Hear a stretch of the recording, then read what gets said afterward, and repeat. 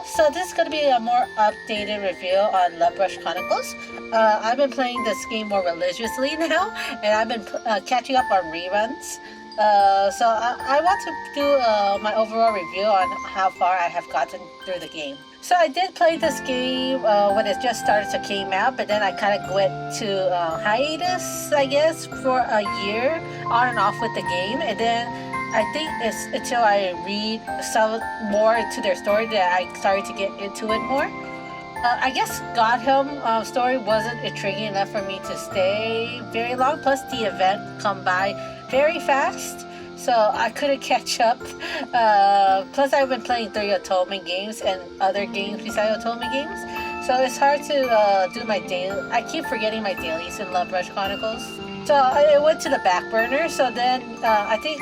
Now I've been playing this game over a year continuously, so I want to do a small review of it. So yeah, right now if you play the game for Lovebrush, there's going to be a lot of content. So if you're a visual novel reader, this is a perfect game for you because they have a lot of stories that currently is free to play right now. So there's a lot of alternate universe. That's how they kind of canonized every ending. So I do like the modern world story a little bit more. It does have that canon, it's a continue, because basically you're playing the game in the modern world. It's just the main story have alternate timeline. So I feel like the modern story kind of continue from what you're doing. You're basically kind of dating the modern world version of the character. And alternate character versions are more like alternate endings. So I mean, that's how I interpret it. So the modern world doesn't have the true route, right? Usually the other alternate world has a true route, kind of. Which, to be like I say, there's no true LI here. This is more of alternate worlds, and they canonize everything similar to Love and Deep Space. Even Tears of Thebes, they try to make you have more free will to choose your LI compared to console Atonement games. Console Atonement, they kind of have the true route, the canon love interest, or the poster where it's kind of show more of the true route, but in live Atonement game, they're more ambiguous. They're giving you more freedom to choose your story. So I finished Alcade Story for Mystery City. I did not finish Lars and Cal Prologue yet. So I am finishing up Lars. And so far I am enjoying Mist City a lot. So the story is getting better and better in my opinion. And the story does get darker. Lots of events story got dark too. I've been playing a lot of rerun events. And the rerun events are the Empire events. And they're so good. Basically, the Empire version of your LI or the dark side of your LI, basically the evil version of your LI. So the story is really good.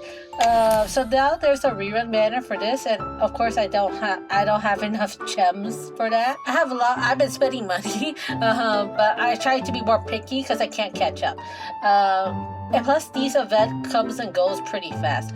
So there's a new event coming, which is this one. It's called Guiltless Trespass. Another alternate world story. And I was struggling to get gems for it. I ended up having to pay like $20. So I had to let go of the rerun banner, even though I really want the rerun banner. Like I said, I can watch it on YouTube. But yeah, so this new event, this one right here, only lasted for 6 days. That is really, really short. It's at the 23rd, and I believe it released at the 17th. So yeah, these events go so fast. Sometimes I couldn't even finish all the LI story because the event goes too fast, and I need stamina and stuff.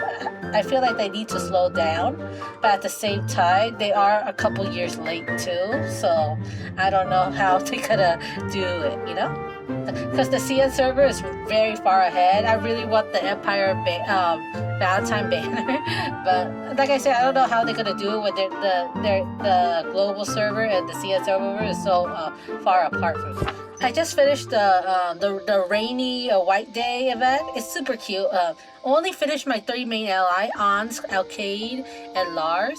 I could not manage to finish Kale and Clarence. It's just so hard to catch up, especially when you're working too. And you have to do, I don't know, it's just very hard. So yeah, you have to really catch up, which is a sad thing because some of these events is very important to your relationship with the LI because it is in the modern time and it's more I feel like the modern time version of the LI is more canon. And to miss so much story from an event, it does hit you more harder. I feel like if you played Love and D-Space events, and maybe Tears of Themis, the event story doesn't matter as much compared to Lovebrush Chronicle, where it is a pivotal part of your relationship, like the current rerun right now.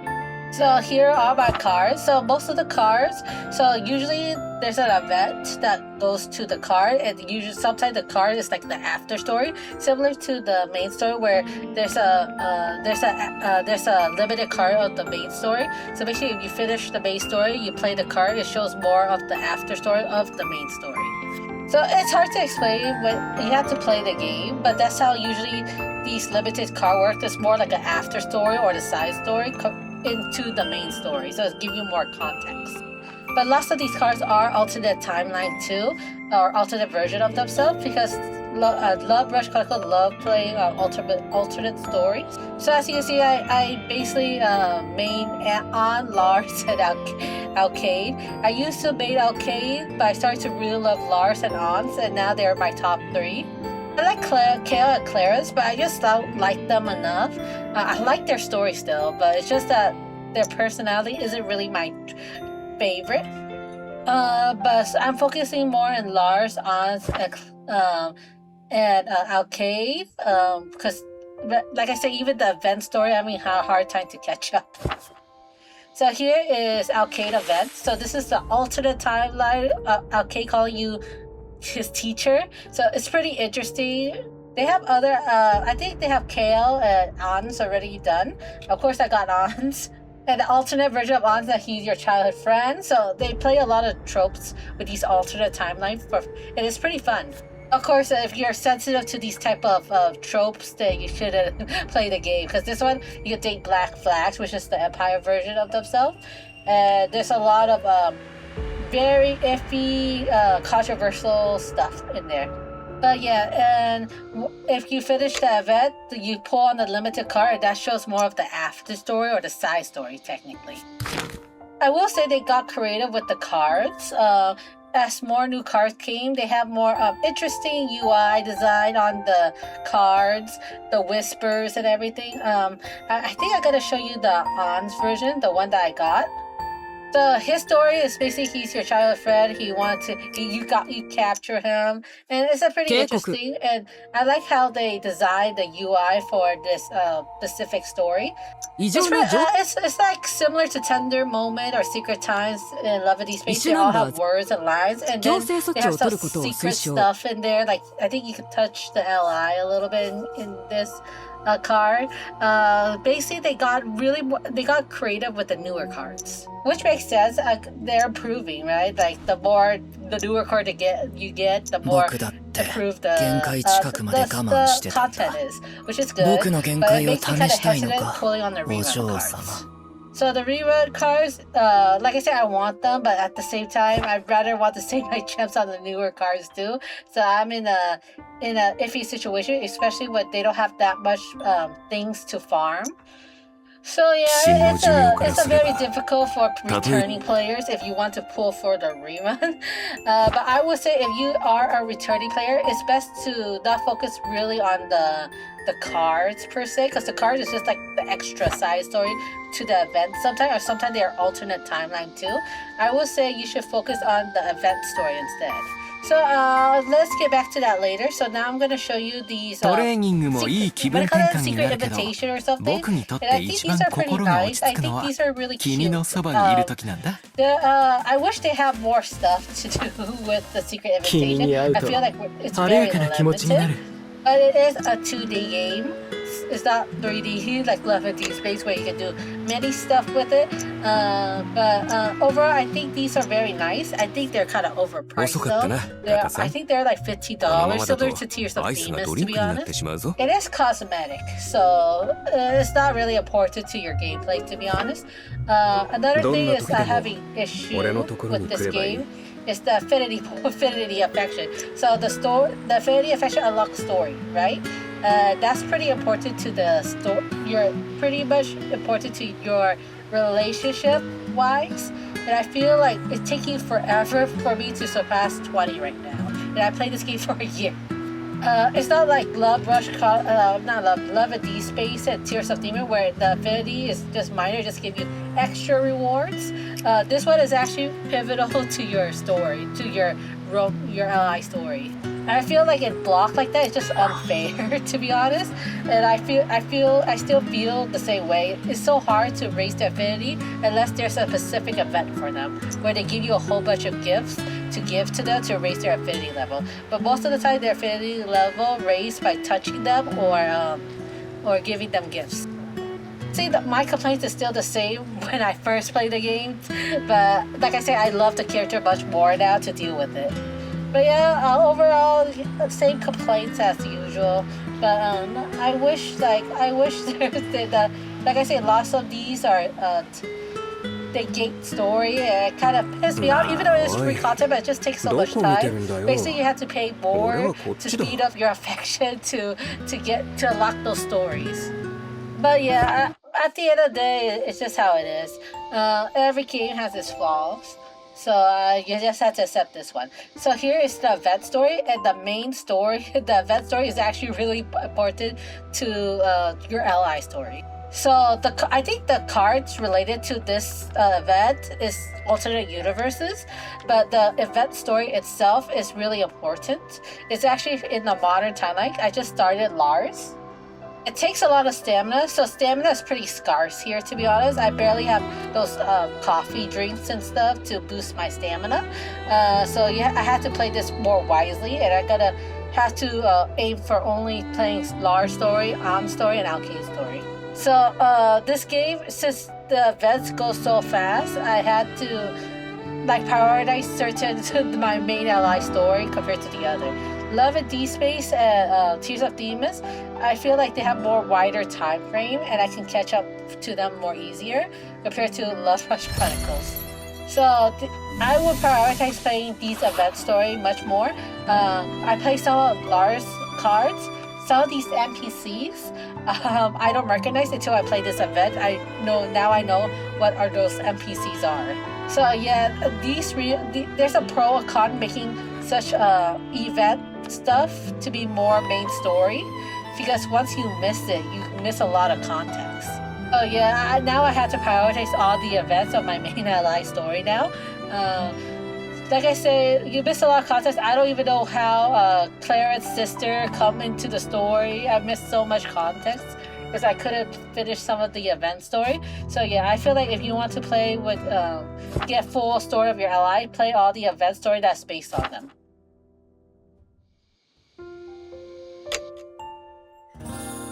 Yeah, the event story is really important. I think they store the event story in here. If you finish them, I'm not sure. I think it's only when you finish them. I didn't really read it because once I finish the event story, I don't go back. Expedition is where they have more. There's like important to side stories in Expedition. So Expedition has Kale explaining about the alternate timeline and stuff, and also in in Expedition, it has also has like the White Day event, where it's pretty important because that's when your ally confessed to you. So yeah, it's best to play all the event story, or else you don't want to lose a lot of context, right? But yeah, the Expedition shows more info. I need to finish Kale's side story because that is important. I think I finished halfway and I kind of stopped. Kale is like similar to Kayla, where it kind of learned more about the MC origin, so it's pretty interesting. So overview, I still have an issue with stamina, I still have an issue with affinity point, and I still have issue with how fast the events are. Same thing, but just that I love the character much more to deal with it. But good thing is the story is really good. The event story is pretty good too. Not all of them are gonna be good. Some is a hit and miss. But most of the Empire event story was so good. I played the rerun of the Patriarchy and the Governor, and it was really, really good. I love it. It's so dark. Yeah, Empire version is so interesting because they still kept the aspect of your ally, but they just twist it. So the governor is Lars' alternate version or counterpart. Lars is a positive character, but the governor, he's very playful, just like the original Lars. But there's something like eerie about him. You don't trust him because he's so playful. Arent, he has a boyish charm in modern world. In the Empire version, he has a very how you say it? A very mature but something unstable about him. Alcade, he's very princely, but he can go pretty far in his modern world. But he loves thrills and stuff in the modern world, like he does extreme sports. The Alcade in Empire version, he is a sociopath. He's very psychotic. It's pretty interesting. I think besides Kale, because Kale is the only version that you kind of officially date that is from the Empire. Most of the Empire version of the allies are all Black Flag so far. But overall, I enjoy the game so much now. Especially, I've been boycotting Love in Deep Space, so I'm playing the story much more. I have time to invest on all my cards that I pull. Right now, I want to finish. I want to read this Governor one, because I just finished the rerun of the Governor story. So far, that's my over. I just want to give you an update how I feel about this game. I've been playing this game more religiously now. Similar to Tears of Demons, I've been logged in and out. I play it a little bit more than Tears of Demons because I really like the story more. Tears of Demons, I do like the relationship building, but I feel like the angst and the darkness level in this game is just much more better in my opinion. A lot of sad stuff for sure.